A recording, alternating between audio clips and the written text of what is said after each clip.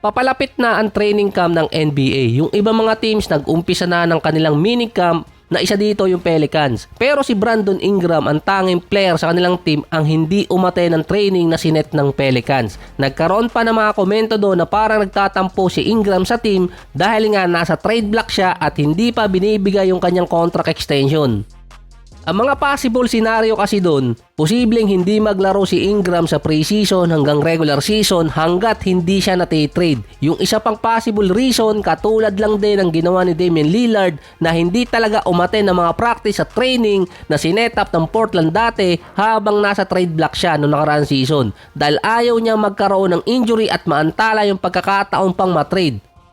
Kay Brandon Ingram, parehong senaryo din at yung pagkakaroon pa ng transaction na maantala din sa kanya dahil nga nakalinya pa siya sa contract extension dahil kapag na-trade siya, pwede siyang i-extend din ng team na mapupuntahan niya.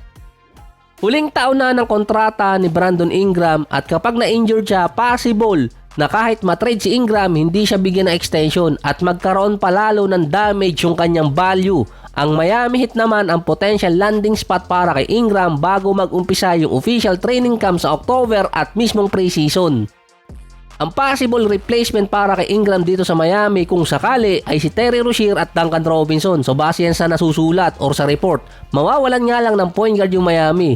Andun pa si Hero na hindi nga lang legit point guard at injury prone din. Si Robinson nakaabang rin sa extension at ito lang yung possible trade package. Pwera lang kung merong isang team na sasali sa Miami at Pelicans. Madali lang naman maititrade si Brandon Ingram kung walang restriction. Ito nga yung second tax apron na kahit si Steve Ballmer umiiwas dyan. Dahil magiging limitado yung galaw ng mga teams. At least yung NBA nagawa ng paraan yung parity. Kasi nga dahil sa tax apron nila or binago nila yung CBA. Buti pa sila. Ang Pelicans naman gustong alisin yung kontrata ni Brandon Ingram sa kanila katulad ng gustong gawin ng Bulls kay Zach LaVine na wala pa rin team ngayon ang may interest sa kanya. May natitira pang $136 million sa loob ng 3 taon para kay LaVine. Gusto niya mapunta ang team Sixers, Lakers at Miami Heat. Yung Philadelphia malabo na dahil setup na yung lineup nila. Ang Lakers naman hindi gumagalaw. Yung Miami Heat naman nagkakaroon ng interest na kumuha ng player na possible maging kapalit ni Jimmy Butler kung sakaling umalis siya next off-season.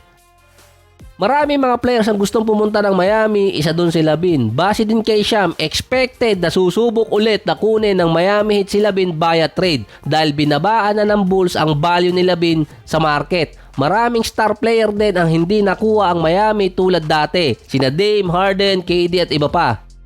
Injury prone si LaVine pero kaparehas lang din siya ni Tyler Hero ng position at kaya ng senaryo. Nagkakaroon din ng injury na malabo din naman bitawan ni Pat Riley si Tyler Hero. Mas visible pa si Ingram dahil sa 3 and number 4 position.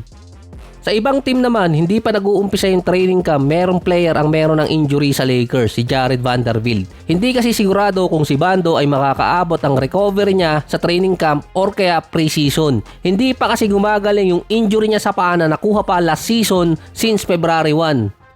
Ito yung versus Boston Celtics. Nakalaro lang din last season si Bando ng 29 games. Iniiwasan niya na magkaroon ng procedure or operasyon sa paa niya dahil nga sa possible lumala yung injury niya. Si Bando din dumadaan na lang ng rehab para makarecover.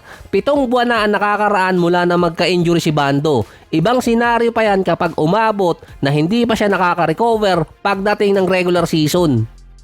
Siya kasi yung defensive player ng Lakers, nasa main roster din siya at kapag hindi umabot ng preseason or kaya regular season, magkakaroon naman ng open spot. Yung isang player pa ng Lakers, si Gabe Vincent, sinabi naman niyang healthy na siya for next season at okay na rin yung injury niya. Hindi naman problema sa ngayon sa Lakers na hindi agad makalaro si Bando. Pero yung $10 million per year na kontrata niya nagsimula na. Pwede pa sana magamit ng LA yun sa trade at ganun pa rin naman ang senaryo para sa kanila.